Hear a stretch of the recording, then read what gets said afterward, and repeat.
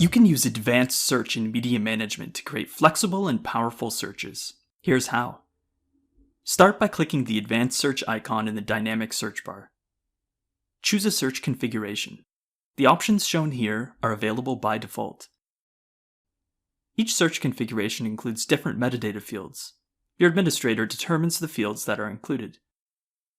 Add and remove the fields as required. You can also change the search operators. Make sure you use the correct syntax. Choose how you want to sort your results.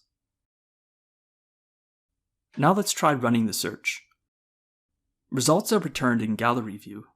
You can edit the search by selecting View Search Criteria, then Edit Search.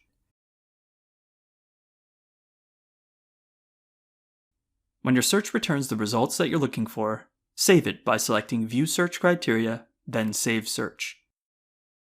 Let's save this one as a private search and favorite it. To learn more about saving searches, watch the How to Save a Search in Media Management video. And that's how to use an advanced search in media management. Check out other videos in this series for more media management tips.